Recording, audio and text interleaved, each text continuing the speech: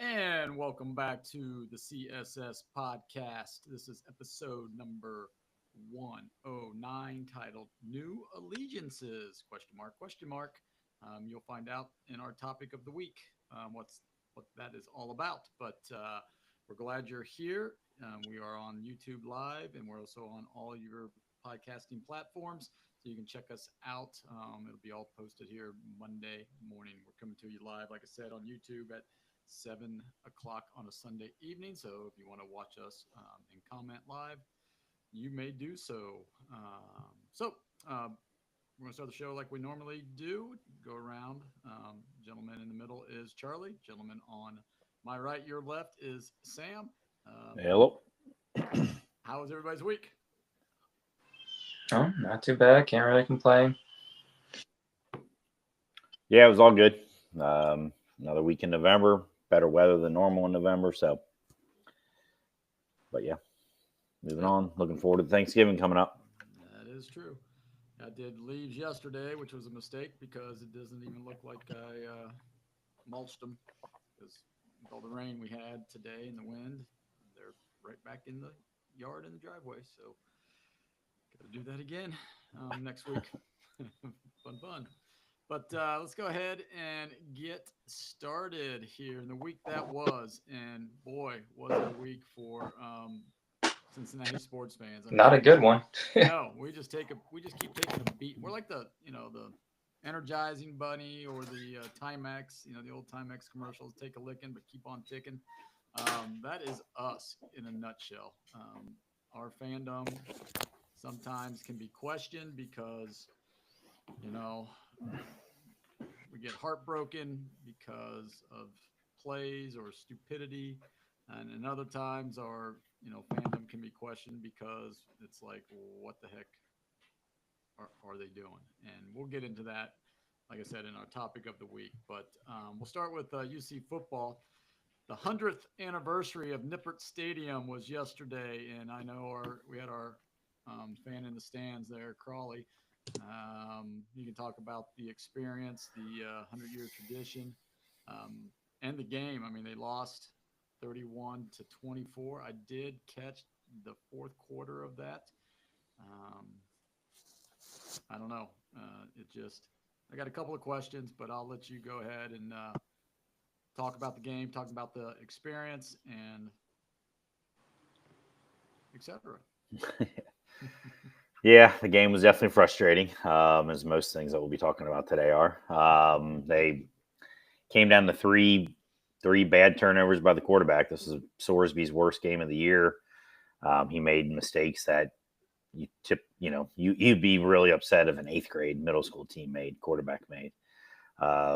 First one was it was a 4th down play, 4th and 1 in West Virginia's territory, and instead of running Corey Kiner, which they seem to not do, they run him all the time, but not on 4th and 1 for some reason. Even though he hardly ever gets tackled for a loss. Instead, they did Sorsby runs around and about ready to get sacked, and he he doesn't even throw it. He just flings underhanded up in the air towards a receiver, and the West Virginia guy easily just stepped in front of it and took it to the house, pick 6. So that was not good because UC had controlled. That was early second quarter, I want to say, maybe late first quarter. UC was up 7-0. They were in control of the game. And then for the rest of that first half, they did nothing. I mean, West Virginia controlled the game. UC couldn't do much. And then Sorsby in the third quarter tried to do too much on a running play and fumbled.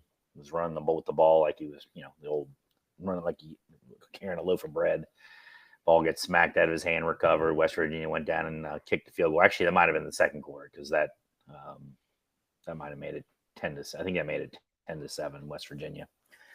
And then West Virginia went up 24-7. Yeah, 24-7. UC looked kind of be dead, and then all of a sudden they started playing well in the last half of the third quarter. Into the fourth quarter, they brought all the way back to 24. What would have been 24-21, I want to say, and they got the ball. Mm-hmm. And but way back, UC special teams. This was a game where you saw two things that basically will lose you a game. And it's not your offense or your defense. I mean, it's your offensive mistakes, but it's turnovers and special teams. I mean, terrible kickoff and punt return coverage just harks back to last year when they were just god awful the entire year. That hadn't gotten better though, but not yesterday. So West Virginia gets the ball like at the 50. They don't do anything with it. They punt it, but they punted it. I mean, their punter was good. Puts them down at the 5. They got to go the whole way. Once again, Sorsby's under pressure and tries to make this pass and to the side, to the flat, and as he's getting tackled, his arm, I mean, basically the ball looked like it was an incomplete pass, but then you find out that the ball went behind the line of scrimmage by about a yard when it landed, because it just kind of fluttered out there and landed a yard behind the line of scrimmage. So now it's a backward pass, lateral. West Virginia picks it up and runs in for another touchdown. So basically 17 points off those 3 turnovers. They only won by 7. So you can do the math. Yep. And so that was it, and at that point they were up 10 with like 2 minutes left, minute and a half left. And UC went down, kicked a field goal, onside kick, didn't work. So yeah, frustrating. This, not quite the Pitt game, but just about, because it was a more important Big 12 game. So that puts UC at 3-3 in the Big 12 with 2 road games against 2 of the better teams in the conference. So we will see what happens. I'm a little worried now. I was counting on this to be a win, which gets you to 6 bowl eligible. They only got to win 1 of the last 3 to get to 7. They're over 500. Now it's going to be a tougher road to get to that over 500. 3 games left. Got to win 2 of them. So we will see. Sorsby hopefully will learn from his mistakes. I mean, he better, because those were bad ones. Yeah. Yeah. Well, and especially, I mean, those first 2 were back-to-back possessions. Yeah. I don't think back-to-back plays, but they were back-to-back possessions. Not back-to-back plays, no. But I mean, that just puts you don't have a chance to make up for your previous one when you go out there and turn the ball over right away, and it goes down and it leads to points again.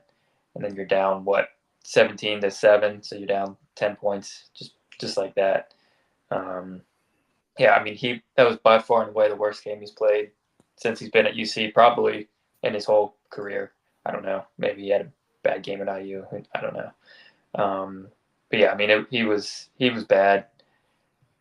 Crawley mentioned it. Special teams was bad. It seemed like that punt returner they had was getting 15, 20 yards every single punt. And then he had a couple big kickoff returns too. I mean, if you look at like West Virginia's offensive numbers, they were not very good. Like those numbers don't win you a whole lot of football games. But when you're in plus field position, pretty much, half the time you have the ball, you get 2 defensive scores. I mean, that really helps you out. So, I mean, it's a bit demoralizing to lose a game that way if you're UC. And I mean, hopefully they can right the ship for next week. It doesn't take the wind out of their sails too much. But let's talk about. It's just tough. Next. So I had a couple of questions. The first question was, and I saw this, somebody else posed it. Do you think that they're not using Pryor enough? I mean, probably. I mean, they could probably get him 3-4 more touches. But every time you run the ball with Pryor, you don't run it with Corey Kiner. I mean, I'd rather have Corey Kiner running the ball than Pryor. They used Pryor more split out yesterday, which was good, and that's when he got his 80-yard touchdown. He was split out, and basically is a split, split out, split end or whatever, and Scoresby just threw it out there, and Pryor did all the work. So I don't know. It's tough, because it's like, you increase his carries, and then you, in a sense, may lower Kiner's carries. Yeah, I'd like to see more where both of them are on the field at the same time. Either both in the backfield or, Pryor out in the slot would work too. Just kind of too dynamic. I mean, they offer different things. Pryor's more of that breakaway guy, whereas Kiner's more like the bell cow, grind you down type of running back. But I don't see why they couldn't get a little more creative with getting both of them out there at the same time. I think that can only help both of them, Yeah. Yesterday, I don't think they used Joe Royer enough. He only had 4 targets. He should be 8 to 10 every game. So I saw that bigger issue than I saw prior. Okay. Will they make a bowl game? I still think they will. I mean, they got to win 1 of 3 to be bowl eligible. They'll go to the Uzbekistan Bowl, whatever they end up at. Right. So, I mean, they might as well have that bowl. I think they'll win 1 of the 3. It may come down to the TCU game, which would be kind of scary. I would really hope. I mean, Iowa State's struggling right now. They've lost the last 2 games. They looked terrible yesterday against Kansas, who's not good. They're one of the really underachieving teams in the Big 12. They were picked to finish 2nd or 3rd, and they're like 13th or something. I'm not. The one good thing for UC about the Big 12 is there's no dominant team. BYU goes to Utah last night and controversially wins a game, and that was the first place versus like the 15th place team. So there's no Texas in the league anymore. If Texas was in the Big 12, they'd be undefeated and winning every game by 30 points probably. So that's the good news. I mean, Iowa State, Kansas State, better teams, but they're definitely not, not playing Texas. No, they're on kind the of road. thing. So For both, and they're on the road, but heck, UC might play better on the road. So they're 0-2 in night games this year. So this one's at 8:00 at Iowa at Ames. Like you said, they're not. They're struggling as well, coming off two losses. That's the scary thing going into Ames, and Matt Campbell probably is going to get their attention this week, just whether or not they respond. So, I mean, the Iowa State. I mean, you kind of both ways too. The UC defensive coordinator is Iowa State's coach from last year. So in one way, you see that an advantage for UC. He's going to know the defensive scheme.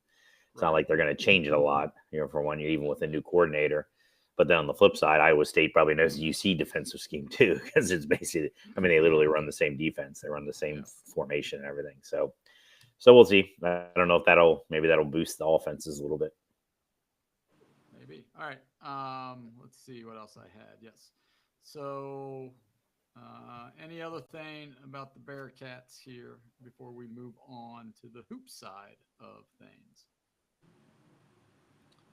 No, it was just, this is game number, this is in terms of the frustrating games of the season. This is number 2, ranked number 2 for sure. Yeah. Less frustrating than those road losses and stuff. How was the ceremony? Was there any ceremonies and stuff for 100 years? I mean, there might have been something before the game. I mean, I didn't see anything. I mean, they didn't even have a parajumper like they usually do. So I don't think it was the weather or what. I mean, clouds and stuff. I don't know. So I didn't notice. I mean, other than some of the banners around the stadium and stuff, I didn't really see too much different. Okay. Well, it's a shame. All right. We're going to move on to the hoop side of things. UC and Xavier both are 2-0. Xavier, once again struggled mightily in the first half, but then they rebounded to pull away a little bit in the second half. UC had another really strong performance. Thoughts on? I know it's early in the basketball season, but thoughts on the two programs here.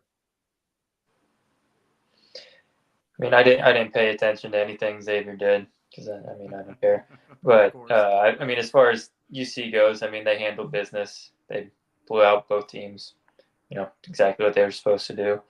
You kind of got a little insight. It seems like Lukosius is going to be the go-to guy. It's going to be who the offenses run through, which isn't really surprising.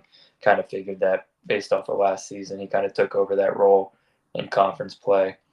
So, I mean, he's going to have to keep it up. I like the pieces around him. I kind of like having that bigger wing player being your go-to guy. I think it just makes a little bit more sense rather than, guards being a little smaller, it's a little tougher to score inside and all that good stuff. But yeah, I mean, it's hard to take away too much when you play teams of that quality, that, those low-level Division I schools. You just don't want to only win by 10. As long as you blow them out, you did what you're supposed to do, and then I mean that's you just go from there really.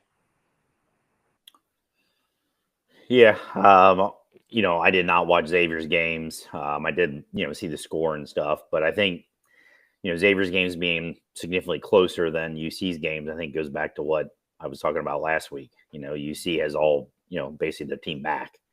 They don't have to learn each other and learn what they can do and set the, learning a new defense and all that stuff. They could have played this game the first day of practice, whenever that was a month ago, or official practice, and they still would have blown this team out by whatever it was. Because you got your team back, whereas Xavier's got a bunch of new players. I mean, basically their entire team is new players, so that they don't know what the heck each of them are doing. They're trying to integrate the two returning guys from 2 years ago, but they're new to the team too, basically. So that doesn't surprise me.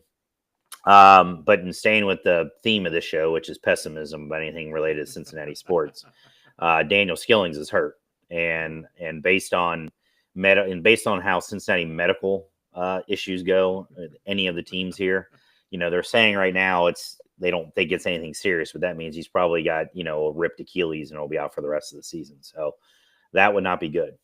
He might be their best NBA prospect.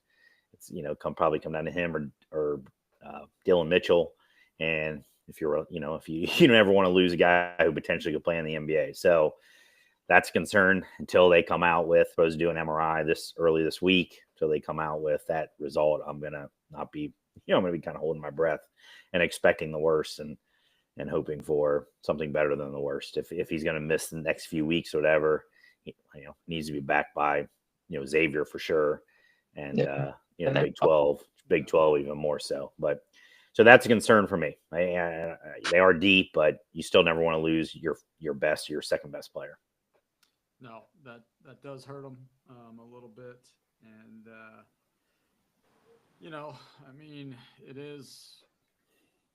I mean, this week they have Nichols coming into town, so they should. Don't even know who that is. So yeah, don't know where they're at. Sorry, Nichols University, but Xavier has Jackson State. Dion, is Dion playing for him? Yeah, he might. And then they have Wake Forest on Saturday. So Jackson State Tuesday, Wake Forest Saturday. I think that's going to be a telltale game for Xavier.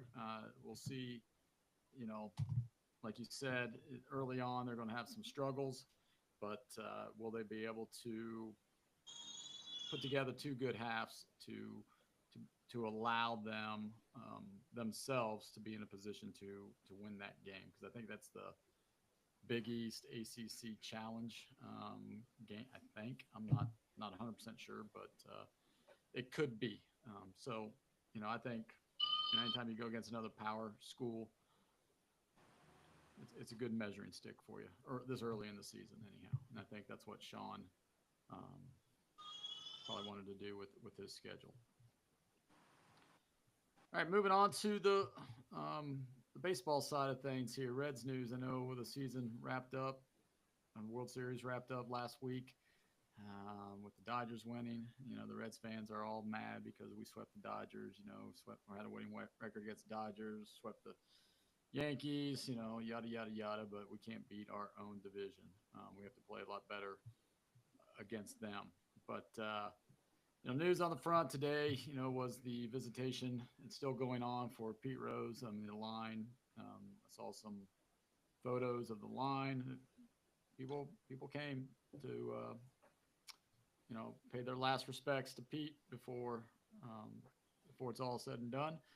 And, it was a nice tribute for the Reds. The shocking thing for me, and this might sound bad, but the Reds. They were like, it's free. You don't have to pay. You don't have to buy a ticket. And the Hall of Fame was free too, which was a shock. I mean, man, Phil must have been gone. He must have been on vacation or something when that happened. But so they're doing that for Pete, for the legend here, and I think the fans appreciate Pete that. would have charged you $50. Well, yeah, Pete would have. He's probably rolling over right now. Gosh darn it, you could have made some money off of me. But some news coming out of the winter meetings. Qualifying offer to Nick Martinez. Um, what happens if he agrees? What do you think the next step will be? Do you think they go get somebody else, or do you think that's it and we roll with what we have? Well, I hope they don't. I mean, if he agrees, I hope they don't. I hope they don't just roll with what they have. I mean, that's Yeah. a problem. I mean, I hope he doesn't agree, but No, I hope he agrees and they still go get someone. I well, mean, yeah, that's an easy yeah, but ideal. I just don't. I didn't like him at 12 million. I definitely am not going to like him at 20 million. So I that's just don't. why I I say just don't think they're gonna. I just don't think they'll go get someone else. I think that yeah, if he's shown that he can pitch in Great American, which is a big thing. Whereas the other guy that they traded away, what's his name? No, the guy that they had last year that started opening day. Oh, Frankie. Yeah. I mean, he showed he didn't pitch very well at Great American. So you're going to bring, that to me is an extra like $4 or $5 million. Just the fact that you've pitched in Great American, you know how to do it, you've shown success. You bring in some other guy for 21 million, and it might be horrible. So my idea is I'd be fine if he accepts it, as long as that doesn't stop them from getting an outfielder. To me, the outfielder is the most important thing. A guy, middle of the order kind of guy. Now, based on some of the things I'm seeing, like a guy like Teoscar Hernandez from the Dodgers. I mean, the price might be too high for the Reds because there's going to be a lot of people going after him. A lot of teams going after him. I still don't understand why they can't trade. You got these guys that still are not helping the Reds in 3 years. Right. For 3 years, offensive players. Trade them. That's how you do it. That's how the Reds need to do it. Screw this, holding on again these prospects that, are not even at Double-A yet. They're not helping the Reds anytime soon. No. Nope. Yeah, my thoughts, like if they sign Nick, then I think what could happen is, like you said, Crawley. I mean, they might still go get somebody, but it may be somebody, not a Santander or Hernandez, because they're might be up a little bit. It might be that next tier down. Name I see floating around, which God, I hope not, is Jock Peterson, because that's just another one that just fits right into what what the hell are we doing? Yeah, he'll bat 200, and hit a few home runs, and he's not even a platoon outfielder anymore. Yeah, he's terrible in the outfield. He's a straight DH, and we don't need that. We've got too many DH types who can't hit for power. Somebody like a Tyler O'Neill from the Red Sox might be that mid-range guy who, after the market is set, he might come down, and he played well when the Red Sox were in town here against us. So the Reds love to do that. They like to go get the Reds and the Bengals both. I think they operate on this MO. They like to go get somebody that's played really well against them, so that way they don't have to face them anymore. But then when they sign them, they stink for us. So hopefully that's not the case with the free agency, but that might be something that we have to take a look at. The next, what were you going to say, Sam? Well, something? so I mean, one thing that I saw, I just looked it up to make sure I had the years right, but the Reds are leaving, Diamond Sports Group. Yeah, so that's effective immediately. So I don't know if that's going to play into their offseason plans a little bit. Yeah. So I mean, I don't know the financials behind that, how much they were due to get, if they think they can recoup that or even make more going somewhere else. I mean, know. What I've read and what I've saw was like it was about $60 million is what the payout would have been from Bally's, right? Diamond Sports Group. If they go with MLB, they're probably going to be somewhere in that $30 to $35 million range. Now, if they try to do it themselves with, like a subscription only type of thing, where you're paying, $30, $40 a month to watch the Reds game, and there's no blackouts or anything like that. They might be able to get close to 50 million, 60 million, depending on their reach. I don't know. It'll be interesting. And I know that will play a little bit in their decision, but we'll see.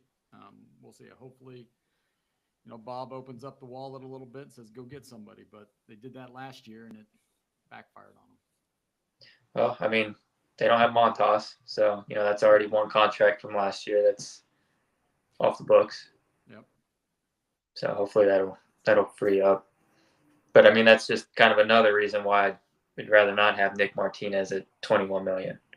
Well, and I think what they're going to try to do, if he accepts, they're going to try to work it where they might throw make it a 2-year contract. They got the 21 million, then they might add like 8 million on top of that for year 2, and then have another option for year 3. So you're looking at 30 million for 2 years, so 15 million for 2 years. That's what I'm hearing, because he does want a 3-year contract somewhere, and he's 34 years old. He wants to try to make some of that money. Yeah. But he's a Boris agent, and or Boris client, I should say. So I just don't know what will happen. All right. The Reds did DFA quite a few people, and nobody who really matters. I hate to say it that way, but the one that surprised me the most was probably Malley, just because backup catcher. It's cost too much. Yeah, that's what it came down to for production. But clubhouse leader, experienced guy. Hate to see him go, but yeah, I wouldn't. I mean, maybe they'll try and bring him back as a coach or something. I don't know. Or if no one signs him for minor league deal, spring training invite. Reds are great at that. Yeah, they are. They're known for that one right there. All right, so let's move on to the heartbreaker here. FC Cincinnati lost to the New York City Football Club in penalty kicks. 18 of them? Is that what it was? Yeah. Yeah, 9 each side. 9 each side, and they lost. FC outshot them. Pretty much did everything except for put it in the goal. Thoughts on the game? I don't really have thoughts on the game. I have a whole bunch of thoughts on how MLS does their stupid playoffs, but I've already been down that road. But it bit them in the butt. Miami lost. So your conspiracy theories out the window, son. Well, I don't know if you saw the refereeing in that game. They sure as hell tried to make sure they weren't going to lose. No, I did not see the refereeing in that game. I didn't. But ultimately, though, I was wrong on my conspiracy, I guess. But in all seriousness, the format's going to get changed next year, because you can't have all 3 of your top seeds in one conference lose because of the format. Miami won their first game. FCC won their first game. That's how you do it. You can't have games, series, and then single games again. It's idiotic. It's stupid. It makes no sense. It was a money grab from the beginning, and now their darling is out. So they're going to change it for next year, which they desperately need to do. Honestly, soccer doesn't really even need playoffs because of how MLS is set up. If you want to do an East champ versus a West champ, winner take all, I'd be fine with that. But the whole playoffs in general for MLS are just stupid, and they need to go away. They need, but it is what it is. I'm more concerned now with what we're hearing after the game than the actual game itself. Seems like Lucho's done. Seems like he's been checked out for a while now. Yeah. That was my next point. My next thing was Lucho. Yeah. So, and we saw how bad we were if he wasn't doing anything. So that just doesn't – that's just not it's already hard enough to see your team lose like that, and then to hear that news immediately afterwards is just it just has the offseason looking real bleak. Yeah. Again, another just long line of frustration and disappointments. The said all year long they just couldn't score. Their offense. I mean, they never had a guy. It's not good when you're forward, you're attacking forward. They never had one. I mean, literally, they never had one. They tried how many different guys in that position, and guys that just guys that they just picked up and they would throw in there, and I mean, it just never worked. And I don't think you can win games even at a level of MLS. You still need somebody. Vasquez. I mean, Vasquez wasn't the greatest player in the world, but you at least knew he was a threat, and he did some good things. And you weren't running 15 different guys out there when he was here. If he was healthy, he was starting. He posed a threat. FC never had one. That never happened at all this year. So I mean, Lucho talked about things that he was upset about, guys that they didn't bring back. Now he's not the general manager. He is. I mean, some of that stuff. It wasn't even like Barreal, for example, who was really played really well the last couple of years. I mean, he wanted to leave. I mean, it wasn't he would have been an unhappy player here and kind of probably not helped them if they would have made him stay. So so you got those issues. People say a lot of things in the emotion of the when you lose like that. So we'll see over the course of the next few weeks. I have no idea. Probably nothing will happen until the tournament's over, playoffs are over, and then we'll see. I mean, Lucho's still under contract, so he'd have to just say I'm done and whatever, and FC Cincy figure that out. But I'm not sold that he's definitely done. We'll see. We'll see what happens if he's done. That's a problem because that's their offense. So they really have to do some some maneuvering to figure out what they would look like next year. But I think it's a wait and see kind of thing. I have more faith in Noonan and Albright than I do in the Reds front office. So, yeah. I mean, as long as there's definitely it's soccer. There's plenty of options out there. There's tons of players all over the place, but I mean, that is one of the issues with, and soccer in general just has a bunch of turnover year to year. Between players and teams. MLS more so than other leagues. It's just a tough league for players to adapt to, especially when the high-end money's not there like it is over in Europe. It makes it a little more difficult for certain guys to adapt. I mean, not that Lucho was getting paid, so for him that doesn't really apply. I mean, we'll hear kind of more reasoning, as the offseason goes on as to what he meant by his comments. But for guys like Barreal, I mean, he was making $80,000 a year. Like that's good money, but for an international soccer player to be in a foreign country and stuff like that, that's not exactly what they're looking for. So it's a little bit tougher to maintain and keep your players. So I don't know kind of what they do. I'd really love for them to start focusing on developing players. They still don't have anybody that they brought up in the 5 years really that they've actually developed into a MLS quality player.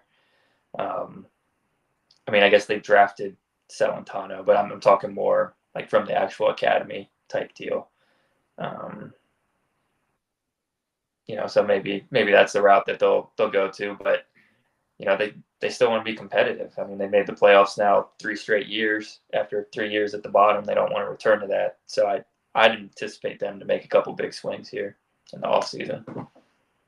Yeah, I mean, it seems like it's a theme, right? Player development in Cincinnati. Something, we can't go out and spend money to get these, good free agents, but at the same time, we can't draft right and we can't develop them. So we need to look at other things. Speaking of drafting and developing players and front office fiascos and everything else, the Bengals lost again to the Ravens. 34-35 was another wasted opportunity to make a statement, to say we belong this year.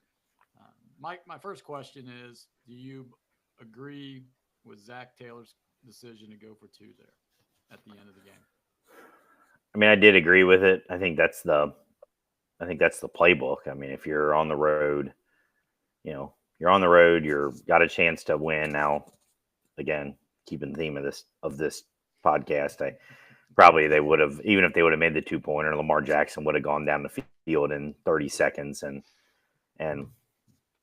the kicker, who, I mean, how many times has Tucker beaten the Bengals, would have made a 60-yarder or something to win it, but whatever. But I think that was the right move. I mean, I think it showed in the Chiefs Buccaneers game just a few days before. Buccaneers didn't do that, and they never even saw the ball again. Right. So I think to me, it's, do you want to rely on Joe Burrow to win the game, or do you want to rely on a coin flip to win the game? I want to rely on Joe Burrow. And if I say no to that, if I say the coin flip, then why am I paying that dude $55 million or whatever it is? So to me, it was an easy call. You go for two every single time. Sam? Yeah, I mean, I've gone back and forth on this. I talked to you earlier today. At first, I was perfectly fine with it, and then the more time I thought about it, Ravens had 38 seconds with 2 timeouts. They probably, the way they moved the ball, they probably were going to go down and score anyways. So I mean, either way, you lose, right, with a field goal. So I mean, Zach Taylor was in kind of a rough spot there. I just didn't like Joe Burrow's decision to throw it to Tanner Hudson at the end of the day. Now, I mean, there were probably that's the bigger issue for it. You look at the replay, it doesn't really look like he ever looked to the left side, but maybe, out of the corner of his eye, maybe it was one of those look away, come back, hit Gesicki. Well, now Gesicki's getting held, which should have been called, but it wasn't. Rush is coming at me. I got to get rid of it. Tanner Hudson's right here. I'm going to throw it to him. And then, the face mask that they didn't call. But, I mean, yeah, the refs were bad. It would have been nice to get a second chance at that, but you can't give up 4 straight touchdowns in the second half if you're the defense. They had plenty of opportunities to put the game away. Chase Brown doesn't fumble. This run doesn't probably start for the Ravens. If they're able to go down and put points on the board and make it a 3-possession game before that, I mean, the game's probably over. So, I mean, you can't really blame the refs as much as you like to. And at the end of the day, that defense wasn't – I don't think they would have stopped them anyways. So, yeah, I think it's kind of irrelevant at this point now. Right. My thoughts, for some reason, I stayed up and watched it.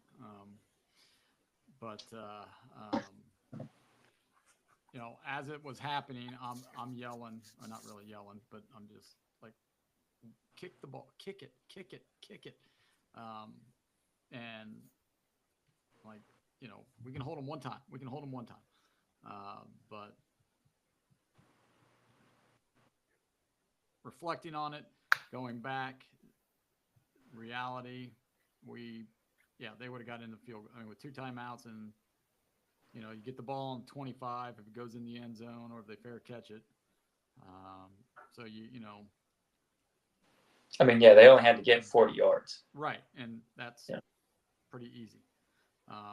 The way our defense played the second half. Yeah, against our defense. And I know, Charlie, you and I talked about this at school on Wednesday. It's like it always seems that we cannot adjust to the adjustments that are made against us coming out of halftime. All right. And part of that, like you said, is because we don't have the players that can. I don't know. And Sam, I agree with you on Joe Burrow. I'm sorry. If you're going to win the damn game and Zach Taylor calls that play, why isn't Jamar Chase your number one option? Especially when not once, but twice you had him in single coverage. Yeah. Chase or Gesicki has to be because Gesicki's the big target right there on the goal line. But I'm fine with throwing to him. but it's got to go to one of those two guys. If you're going to win the game, it's got to be Chase right then and there. I think if Hudson even would have caught the ball, he wasn't even going to be in the end zone. Yeah, right. Yeah, he was on like the half-yard line. Yeah. So yeah, I only had the problem with and who knows, the play call or is just, Burrow was getting pressured. I mean, he'd been pressured. I mean, he had beaten up the whole damn game. We still, again, the offensive line's getting a pass here. They were terrible. I mean, you compared Lamar Jackson to Joe Burrow. I mean, Lamar Jackson, got hit once, I think, the whole game. So, I mean, the defense was god awful as usual, but we expect that. Once again, the offensive line is not good enough to protect your $55 million quarterback. You're basically your player that, the whole team revolves around. So, I mean, again, it's a failure on all fronts. And Joe Burrow finally cracked a little bit, I think, in the post-game press conference when he said, outside of me, there's no reason that with me, Jamar, and Trey Hendrickson playing the way we are, that we should be 4-6, or I don't know the exact wording of it, but I mean, he pointed it out. He's obviously frustrated, and it ain't going to get any better because he's still dealing with the front office that won't do what they need to do, and an ownership that's still run by Mike Brown and his lackeys, and a average to below average head coach. So what do how you? I mean, he's, and we've said this before, and it's not going to be surprising to me if in 2 years he does the Carson Palmer. And everybody went all crazy on Carson Palmer, and people are finally maybe going to start waking up and saying that you would do the exact same thing Carson Palmer said. You got a chance to win something, and it's not going to happen in Cincinnati. So, so why would you not make a move to get the hell out of here and go somewhere else? Well, and that was my next. I don't think I had it on your guys' agenda, but I added it to this just to remind me. I was like, is this another Dan Marino, Carson Palmer deja vu case where Marino made it, second year to Super Bowl and never got back. And of course the Carson Palmer thing where he's like, I'm tired of getting beat up. I'm tired of getting hit. I'm tired of losing. I'm tired of you bringing in these knuckleheads that can't play, aren't professional. I'm out of here. And I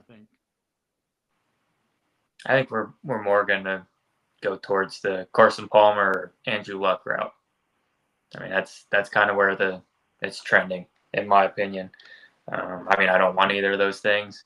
I think part of the reason people were so upset with Carson Palmer was because he wasn't that great quarterback either. It was a little bit of anger and frustration that he couldn't get us out. And then when he decided he wanted out, we took it out on him. But, we know Joe can elevate the team. And at this point, I mean, there's a lot of Bengals fans who wouldn't blame him one bit. I think we all kind of see it now. The past couple off seasons with key guys not getting deals done, seeing who we've let walk because we didn't want to pay them an extra couple $1 million, and watching the defense, go to crap is, more than enough evidence, I think, for the fan base to see what the actual problem is and where the 4 individuals who are directly responsible for how the organization's run and just it's a mess, right? It's a mess. I mean, the way they've handled the T situation, the way they've handled. And he's going to be gone, and that ain't going to help. Yeah. That ain't going to make Joe Burrow very happy or happier. And then he's going to be throwing the Jermaine Burton next year as his number 2. If he shows up. Right. Yeah. Well, unless Gesicki splits out and Eric All Jr. Well, Gesicki's won't be back next year. Yeah, they won't bring Gesicki back. They have to bring him back. And they won't. They'll get another bargain bin tight end, reclamation project. But one thing I'd like to see Joe Burrow do, and he said it in his press conference that he doesn't expect these calls, and they are what they are. He's got to start complaining. He has to. He has to. Mahomes gets every single call because that dude whines like a little baby left and right. If you touch his shoe wrong, he's crying to the referees. Okay? If you breathe on him incorrectly, he's crying to the referees. Josh Allen does the same thing. Tom Brady did the same thing. Peyton Manning did the same thing. All these guys get calls because they whine and they complain. Start freaking doing it, or you're never going to get a call in your life, ever. He needs to start. And there was 3 calls that, there were 4. There were 4 that he should have got. And the offensive line, if somebody hits Joe Burrow after he's thrown the ball, and I don't see an offensive lineman put somebody's face into the freaking turf, I mean, there's nothing else that can be said. Those guys are soft as all can be for offensive linemen. That's ridiculous. Ridiculous. Well, the whole team is. Zach Taylor, this is Zach Taylor right there. I mean, Jermaine Pratt had a chance to put Lamar Jackson into the 3rd row on that stupid that sideline little stupid dance he was doing. And you watched Jermaine Pratt, and he was dancing around. He just stood there. I mean, he, acting like he was a 3rd grader and didn't on a soccer field, bouncing around. And he didn't even, he could have launched himself. I would not have cared if he would have hit Lamar Jackson in the head and got a 15-yard penalty, but that would have set the tone. Yeah. Stop doing your stupid little dancing thing because you don't think we're going to hit you. But no, Jermaine Pratt sucks. He needs out. There's so many of these guys that just need to be cut and never be seen again. Get rid of him. Get rid of Geno Stone. Awful signing. Get rid of, Sam Hubbard. Sam Hubbard's wash. Get rid of him. You just keep going down the list. Sheldon Rankins, terrible, washed up. These guys are not good. So if we're going to keep signing these guys and running these guys out, the Bengals are going to keep being 8-8 or 8-9 or 9-8 or 7-10 only because Joe Burrow is there. Well, just the way it is. Right? This reminds me a little bit of the Indianapolis Colts, with Peyton Manning, Marvin Harris, and I can't remember the other wide receiver they had. And Reggie Wayne. Reggie Wayne and Edgerrin James there for a while. I mean, their offense was a juggernaut, sort of like with the Bengals, right? Except they invested heavily in the offensive line. That was a big difference. That's what I'm saying. That's the difference, right? Because their defense was not. Their defense was never good. No. The one year their defense was solid, they won the Super Bowl. Right. And then they went to the Super Bowl the other year. Their defense was solid. Yeah. So, it's just one of those things where, you got to look over the course of history and look at these teams and why, these great quarterbacks that can just, and they're not, it's a very tough sport to get to the Super Bowl, obviously, and to repeat is really hard. And what Tom Brady did with the, Patriots, him and Belichick, that was obviously that's special. But, well, that's what you're able to do when your quarterback doesn't set the market. Right. When your quarterback isn't the highest paid quarterback in the league. Tom Brady was never, he was always kind of in that 10 to 12 range. Right. Because he wanted the defense to get paid and he wanted the offensive line to get paid. Right. He wanted to win. Not that none of these quarterbacks don't want to win, but. No, but as far as I'm concerned, if you're not going to do the Tom Brady method, you can't complain when you don't win. Right. And you can't complain when your wide receivers go elsewhere. Yeah. Because you can't afford them. You can't. So, and, in this whole Chase fiasco, I mean, I read some things today in the paper that, the good faith negotiation this past summer, the Bengals never intended to sign them long term.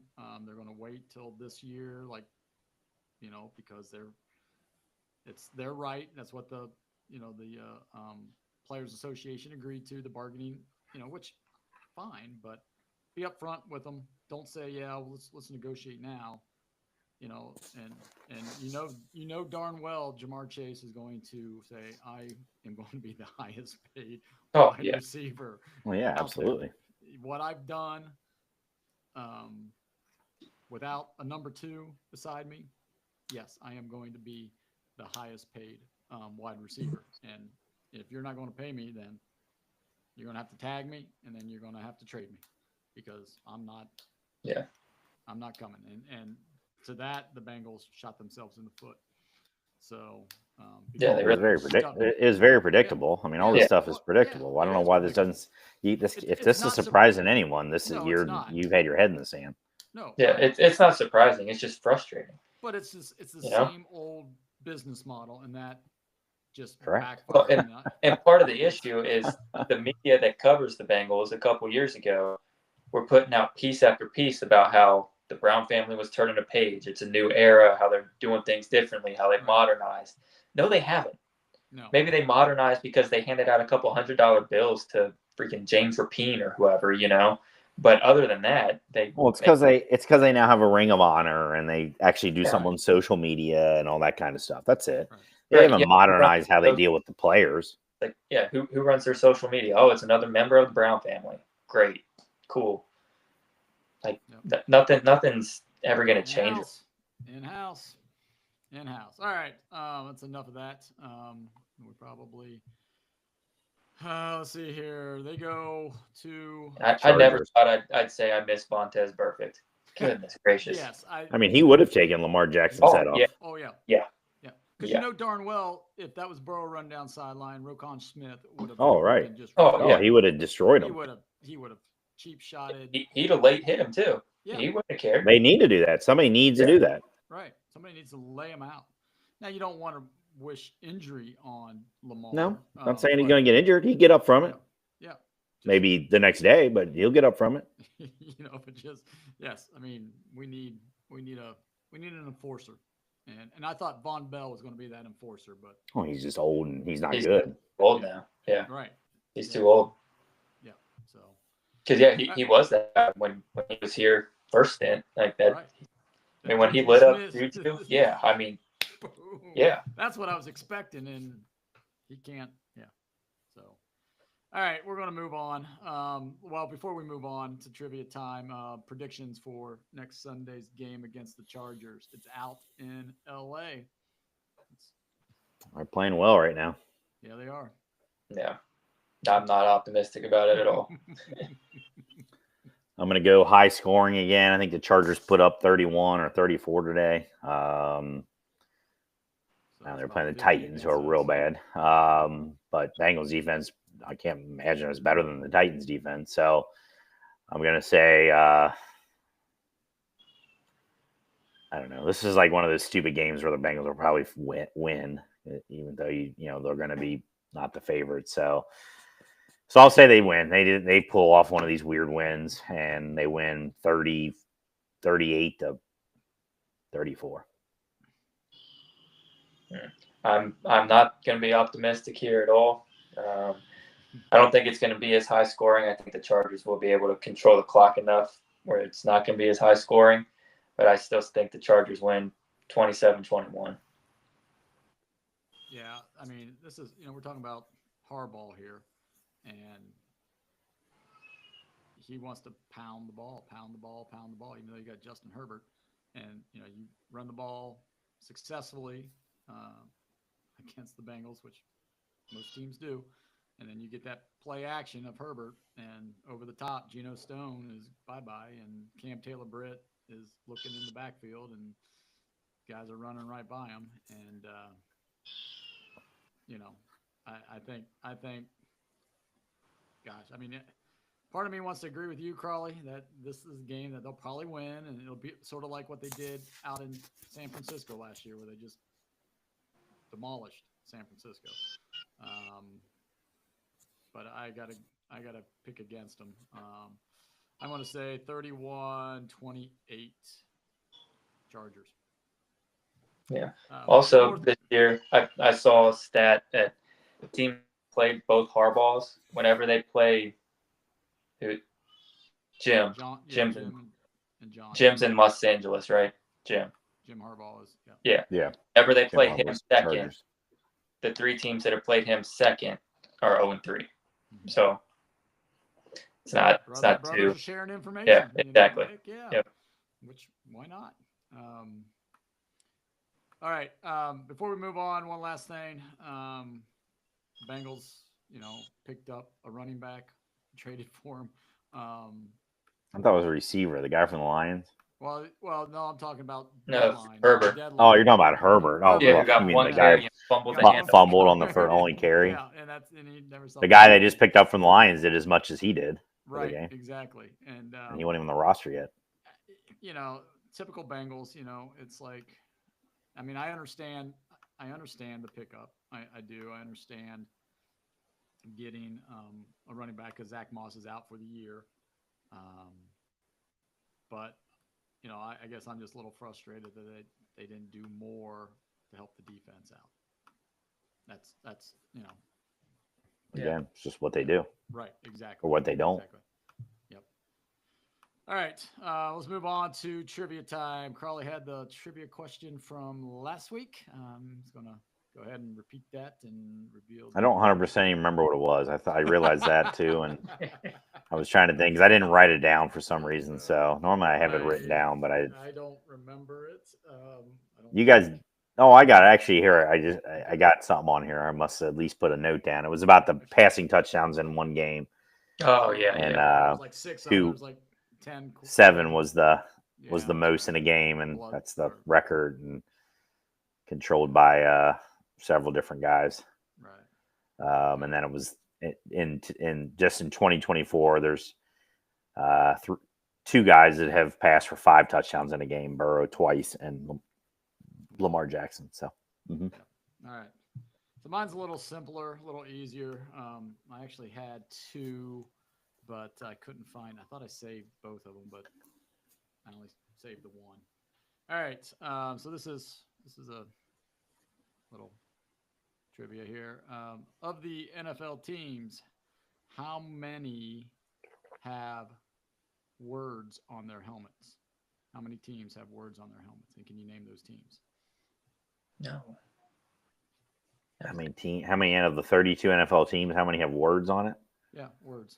Oh, okay. Jets do. Yeah, the Jets too. Yeah.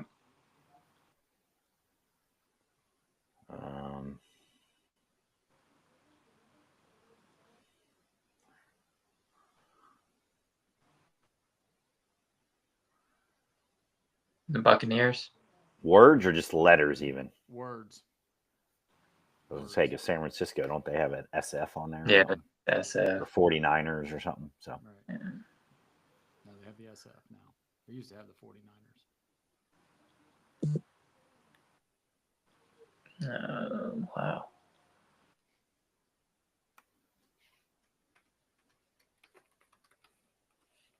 Jets. Giants have the NY. I mean, I think their alternate has Giants on it, but you're probably talking main helmet. Main helmets, yep. Yeah. Patriots. don't the Steelers have something along with those stars? They have Steelers. Yeah. They have the Steelers on it. Yep. That's 2.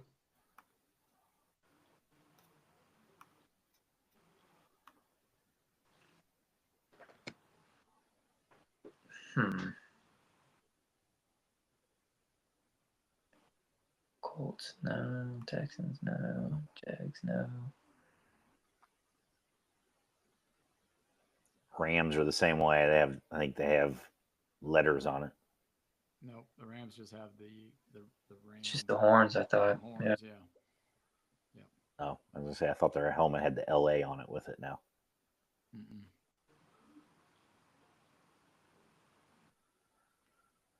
Raiders? I think the Raiders do. Raiders. There you go. There's only 3 of them. So yes, Okay. the Raiders. So there you go. It took you a while, but you got there. So good job. So next week, Sam will have the trivia. So now we're going to go back to. I'm literally watching the NBC right now, and the Steelers logo is staring at me on the screen. Cheater. All right, we're going to go into our topic of the week, and you might tell that we're very pessimistic about our sports teams here in Cincinnati this week because once again, besides basketball, every team lost, or the Reds, one of the 2 things. So this topic is called changing allegiances, and if we get tired of being lifelong Reds and Bengals fans, and where do we go? What do we see? Who are we switching to? Who are we rooting for? And basically, we're going to go baseball, football, college basketball, and college football. We're going to throw hockey in there.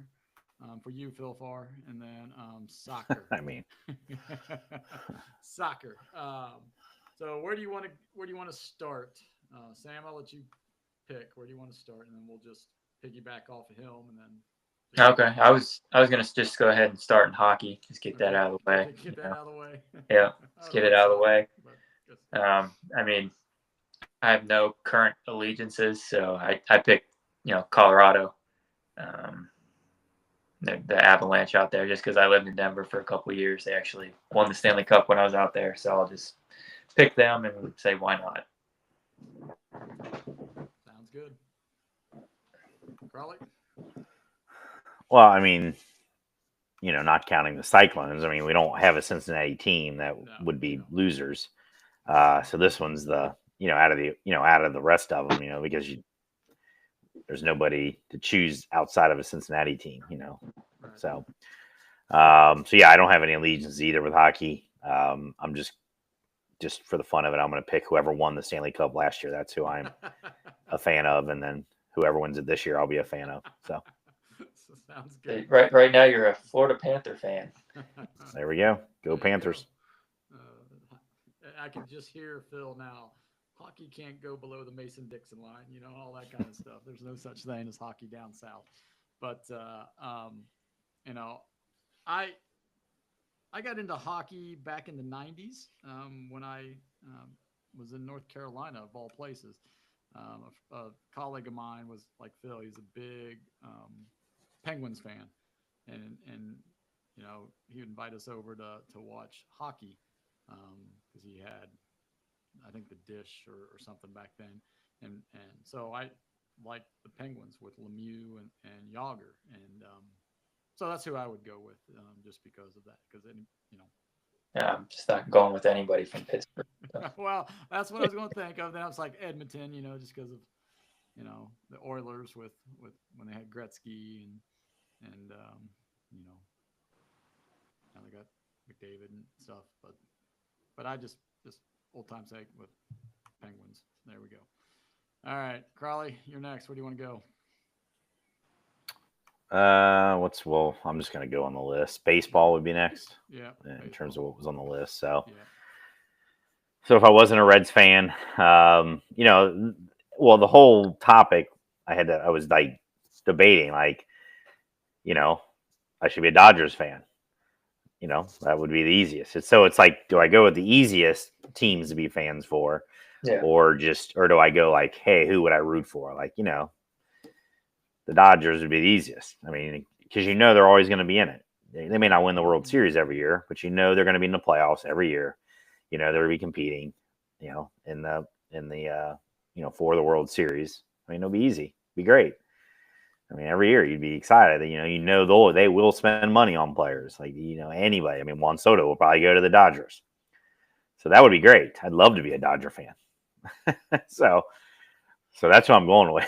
I decided that's who I'm going with is the Dodgers. Right there, you talked yourself into it. Huh? Yep. I can't go to the Dodgers. I mean, they're arch enemies of the Reds. Well, we're not Reds fans. Well, we're not now, but I'm just saying, if we had to change our allegiance, it's like if like the Reds just did something to us, and like I'm done with the Reds. Like maybe told us, where are you gonna go? Yeah, that kind of thing. Yeah, exactly. Right. I mean, if it's not based on the easiest choice, it's just like who's my second favorite team kind of thing, type thing. But they're usually losers too, kind of thing, because I'm always rooting for the underdog and they never win. So, So I don't even know. Yeah, I don't like the Dodgers at all. I would never, totally, like in real life, I would never root for the Dodgers. Well, this is real life. Well, real life is I'm stuck with the Reds. I can't just not root for them. So unfortunately, exactly. I would love not to. Right. But I can't. So I'd probably, I don't know, maybe the Brewers is who I'd go with. Okay. I'm a Red Sox fan. That's who I would always want to see win the World Series if they're an American League team. Been a Red Sox fan since '86, or even before that a little bit. Loved Roger Clemens when he was with the Red Sox. Got a, for Christmas one year, got a Red Sox Fenway Park thing. I don't know. I liked them better, believe it or not. I think because of the lovable losers, the curses and stuff like that. But they're going to be close. They're going to be in it. They're going to be competing for it. And anytime they can beat the Yankees, it's always a good thing. So that's true. So, I can see that too. Yeah. Red Sox, and I don't think I can root for a National League team. If I'm switching, I'm going American League. So.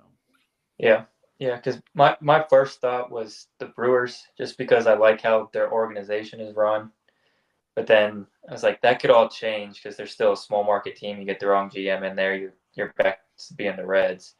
So in my mind, I want the opposite of what the Reds are. I want an owner who will literally take money out of his pocket to hand to a player. And so I said the New York Mets, because that Gary Cohen guy he'll break into the treasury and print money if he has to, just to sign some guys. That's who I want as my owner if I'm going, starting over. So for me, it would be the Mets. And you still have a little bit of that underdog, sharing the city with New York. You kind of have that, just a little bit of that underdog mentality. So. All right. Football.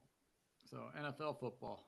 If the Bengals keep doing the Bengals things, which they have done for the last 30 plus years, who are we going with?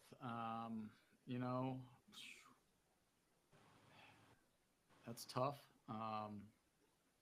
Because there's a couple of teams that I'm like, yeah, but then I'm like, I don't know if I want to do that or not. But I think right now, if I have to go right this second, it would be the Detroit Lions. I think that's the kind of head coach we need. Somebody who's like, we're going to come in here and break your kneecaps, those kind of things, and get that mentality. And he's changed the city. Yeah, that's who I'm going with. Detroit Lions. Sam? Yeah, but same thought process here with the Reds. I didn't want anybody that has any similarities to Mike Brown, my ownership group, which surprisingly takes out like probably more than half the league. Like all these teams are inherited.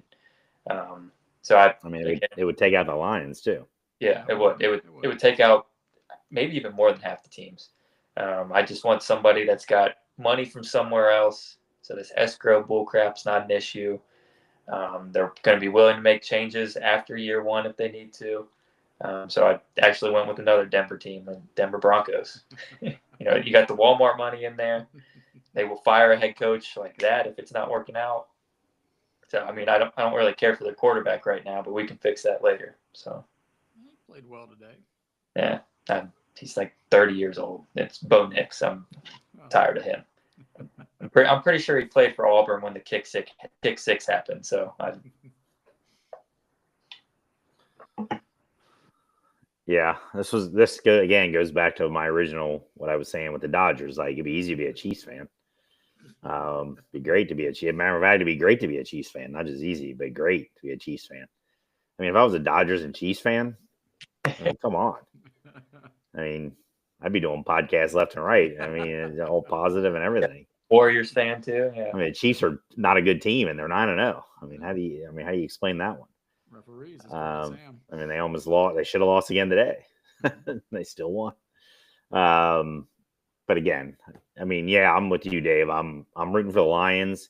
My concern of Lions is they have a little Bengals in them. And I have a feeling something's going to happen. I have a feeling something's going to happen, and they're going to, they already had Aiden Hutchinson get hurt, gone for the year. I can see Jared Goff getting hurt. Something's going to happen, somewhere along the way here that the Lions are going to, that's my concern, big concern, just for this year. But again, the Lions are like the Bengals from the standpoint of can they sustain this? 2 years from now, they might be like the Bengals and back in the, can the group not mess it up? Right, exactly. So I, so I don't know if I'd put the curse on the Lions like that. Just for this year, I'm rooting for the Lions and Bills. That's my hope for, if not the Bengals, which I don't think is going to happen. I'm going Lions, Bills. But I think I've actually always been a Packers fan. Which my buddy Greg, if he listens to this, will not like because he hates the Packers. He's a big Vikings fan. But I've always liked the Packers. I can't stand Aaron Rodgers anymore, but I did like him when he was with the Packers. Brett Favre, don't really like him either anymore. But in terms of playing with the Packers, I did like him. So I don't know why, but I don't know, maybe just because, again, it goes back to the underdog thing, and they don't even have an owner to screw things up, which is kind of nice. Right. So I'd probably say Packers. Of Lambeau Field, snow, just I mean, it's football, right? I mean, it's football. So, all right, Sam, where are we going next? Want to just go down the list?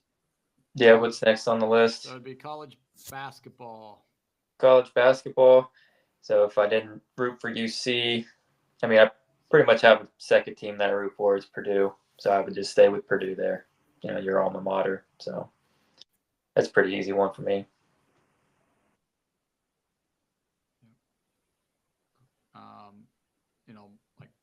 My team I root for is Purdue, obviously. But for this thing, if I'll say I can't root for Purdue. Boy, that'd be tough. Probably.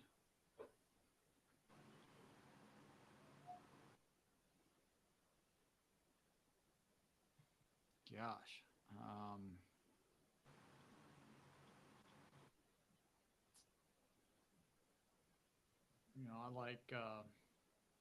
I like Kansas. I mean, I like, goes back to winning tradition.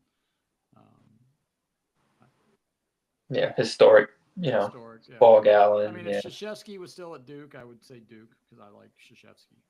But he's no longer there. So Cooper Flag. Yep. Main event. That's true. Yep. So that's who I'd go with if Purdue wasn't in the since I'm not. I mean, UC and Xavier are my second and third teams that I would look at. If Purdue game was on, I'd be watching Purdue over those two guys. So it's just what it is. Yeah. This one's the easiest one for me because I already have a second team that I root for, Michigan State. No, the Sparties. I love Tom Izzo. So that's actual reality. I root for Michigan State. If UC didn't win it, then Michigan State would be my clear choice would be who I'd be rooting for. So I've been to a few games there, and so. Nice. All right. College football, I think you, Crawley, right? Yeah. Me. No, it's you. I think it's me. Yeah, again, if I wanted to take the easy way out, it'd be Georgia, Alabama, Ohio State. And I don't like any of them, but in reality, but that would make it life easier. Dodgers, Chiefs, Alabama, and Duke. I mean, those kind of, great.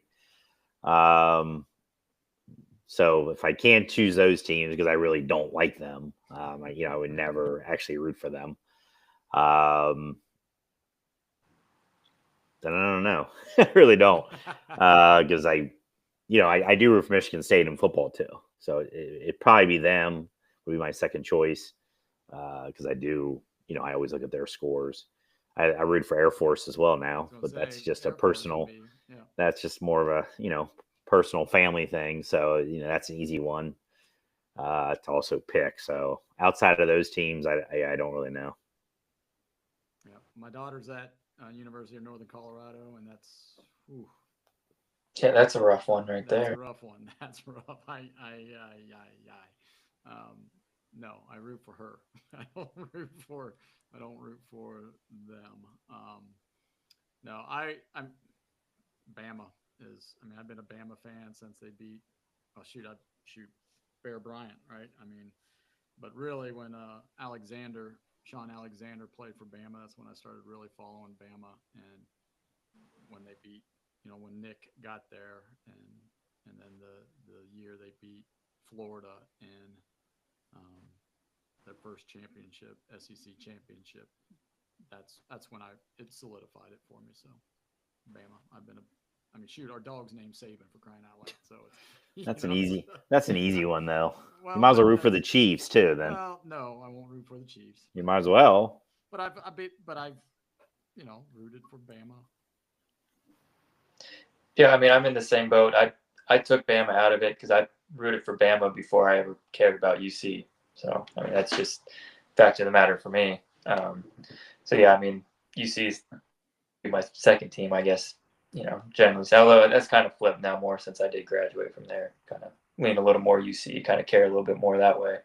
But if I had to pick, exclude those two teams from the side, I mean, it's tough, but I like Oregon. I like their stadium. I like the uniforms and everything. I mean, when LaMichael James was out there, Marcus Mariota, I really liked watching them play. Boise State's another one too, just in the blue field. Boise State would be cool, yeah, the blue turf. But yeah, if you said you have to pick an underdog, I'd say Boise State. If you let me pick anybody, I'd probably say Oregon.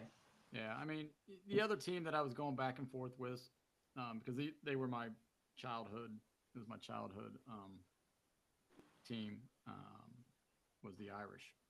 I mean, being from Indiana, I mean, it was either Notre Dame football or Ohio State football is what we got, and I cannot root for Ohio State. There's too many buck nuts out there. I just like IU fans. I mean, I grew up an IU fan, and I can't.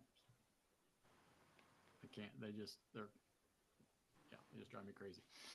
So yeah, they're God's chosen people, apparently. Yeah. 10-0. 10-0. Yeah. Well, the football. I mean, that's a cool story. I would love to see. I mean, much as it pains me because Purdue's football team is atrocious, and if they don't fire, they might be the worst team in the they could Division One. They could really be, and if they don't fire their coach this year, which they won't, but I would love to see. I mean, I'll put it this way: I will be rooting for IU next weekend against Ohio State. I mean, I hope they go up to Columbus and beat them, just so I can listen to the whiny Buckeyes. Yeah, when you said that, or actually, I even thought right before you said that, I was going to come back to the Irish. They were definitely my. I don't even know why. I have no connection to Notre Dame, but maybe the tradition thing again. For me is that Rudy, great movie, Not so much Rudy, great fake movie. Ferguson Rocket Ismail was my favorite player growing up. I just was in terms of that those years. Tony Rice. So I rooted for them back then. When they were win national championships. So probably Notre Dame, outside of my personal connections to the other schools. So all right, we went college basketball already. So college football. So I guess the last one is soccer. So now I've got are we doing MSL soccer or are we just doing soccer? Yeah, I mean, I don't. It doesn't really. Yeah, I would root for another MLS team. I mean, I don't even know any other MLS teams. So yeah, who'd even root for? Oh, the New York City Football Club. Yeah, I mean, plays in a baseball stadium. Yeah, exactly. City Field. So, so I would go with just because of that. I mean, I went with somebody from the Bundesliga. Bundesliga. Bundesliga. I went with Stuttgart, just because that's where my dad was stationed when he met my mom. So hey, might as well because I have no idea. I mean, they're pretty good. I think they're in Champions League right now too. So, if I remember right, I think they finished 4th last year. Yeah, so I have no idea. But hey, that's they've got a really nice stadium. Well, there we go. That's a good thing.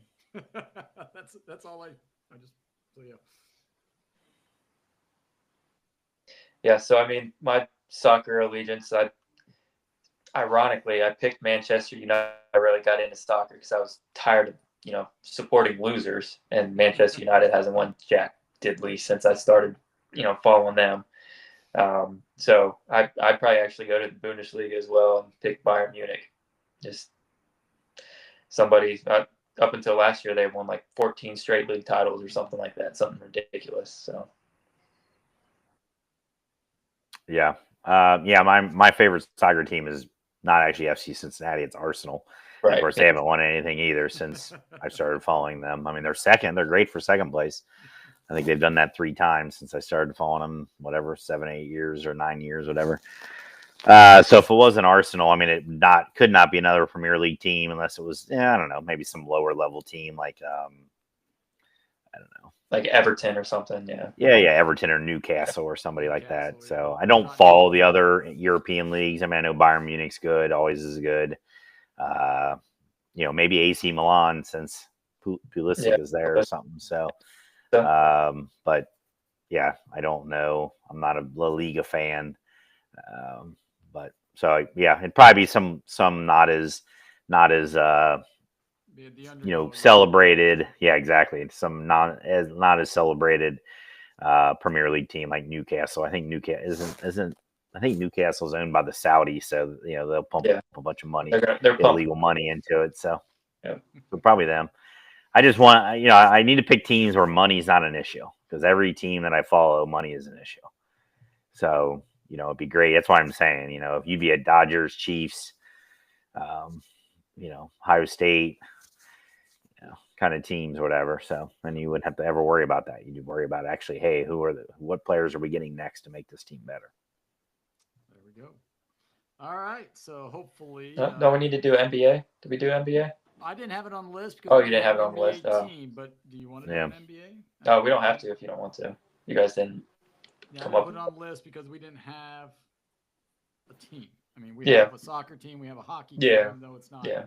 Ironically, without doing the NBA, I still will say like that's the one team that because I know what's going on in the NBA, but I do not watch games or anything. But I know what's going on, and the team that if I were to root for someone actually is the champion. So I root for the Celtics would be of anybody I'd pick. So, and not just because of last year. I mean, I like Celtics with Larry Bird. So yeah, I like Celtics with Bird, but the Pacers. I mean, that's who I would pick just because. Yeah, we'd probably still pick the Pacers, but I don't know. Yeah, I don't really have a favorite NBA team. Honestly, I'd probably pick the Nuggets just because they won a championship when I was out there. Yeah. Which is I couldn't bring that luck back to Cincinnati, unfortunately, guys. So. Well, you're working against a lot of dark forces. So yeah, not quite enough. And when I left, that was when the Bengals made their run. So hey. All right. Well, I hope you enjoyed that little segment. Go ahead, and if you're watching or if you're listening, just drop us a little comment of teams you would switch your allegiance for, and give us a little reason why. Next week's show, stick around for that. It's going to be our top 10 list. It's going to be like how many can you name? So we'll do like a little David Letterman top 10, and we'll see how many of those we can get. So hopefully you come back and watch us on YouTube here at 7 p.m. next Sunday. We'll obviously do the week that was and talk about the Bengals and the Bearcats. We'll have to preview the Bengals because they're Sunday night. Got flexed. Oh, yeah, that is right. They got flexed into Sunday night. So we'll preview that. Yeah. So it'll probably be a short one, and then we'll get right into it.